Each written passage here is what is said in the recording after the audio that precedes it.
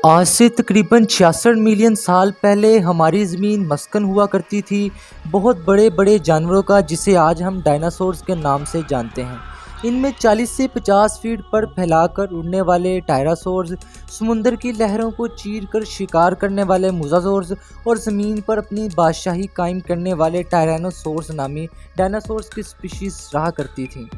जिन्होंने तकरीबन 100 मिलियन साल से ज़ायद अपना मस्कन ज़मीन को बनाए रखा। यहीं से पानी पिया करते थे, यहीं से खाया करते थे और इसी फ़िज़ा में सांस लिया करते थे, और फिर ये अचानक चले गए, गायब हो गए और तारीख़ के वर्कों में कहीं खो गए।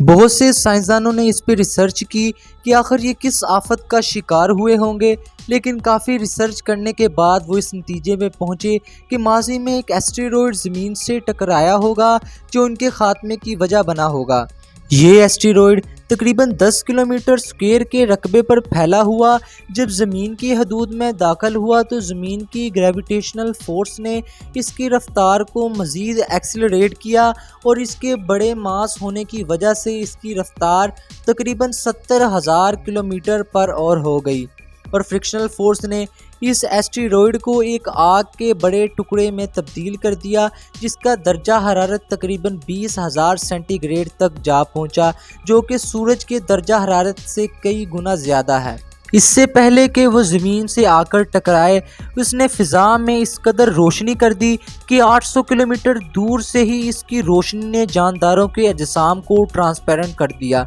और ये एस्टेरॉयड ज़मीन से तकरीबन 100 ट्रिलियन टन फोर्स के साथ एक धमाके की सूरत में टकराया, और जिसकी ताकत हिरोशिमा और नागासाकी पर गिरने वाले एटम बम से करोड़ों गुना ज़्यादा थी। और ये एस्टेरॉयड टुकड़ों की सूरत में पूरी ज़मीनी सियारे पर फैल गया, और जिस जगह पर एस्टेरॉयड गिरा उसके 1000 किलोमीटर के अंदर अंदर दर्जा हरारत तकरीबन 300 सेंटीग्रेड से ज़्यादा हो गया, और जिसकी वजह से डायनासोर्स जलकर राख हो गए।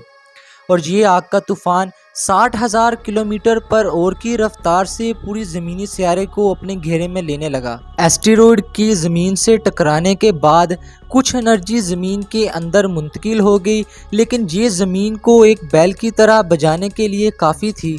जिसकी वजह से पूरी दुनिया में ज़लज़ले आना शुरू हो गए। आसमान आग बरसाना शुरू हो गया, जिसकी वजह से फ़िज़ा में उड़ने वाले टायरासोर्स भी जलकर राख हो गए, और देखते ही देखते पूरी ज़मीन जहन्नम की मानंद हो गई।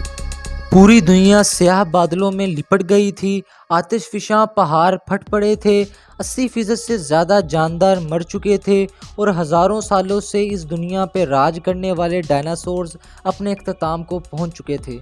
करोड़ों साल पहले ये तबाही और ज़मीन पर ज़िंदगी का मुकम्मल ख़ात्मा, ये तो सिर्फ़ साइंसी रिसर्च है, मगर इसमें कितनी हकीकत है ये तो अब अल्लाह रब्बुल इज़्ज़त ही जाने। अगर आपको वीडियो अच्छी लगी तो वीडियो को लाइक करें और चैनल को सब्सक्राइब करने के साथ साथ बेल आइकन प्रेस कर लें, ताकि आपको हमारी आने वाली वीडियो का नोटिफिकेशन मिलता रहे।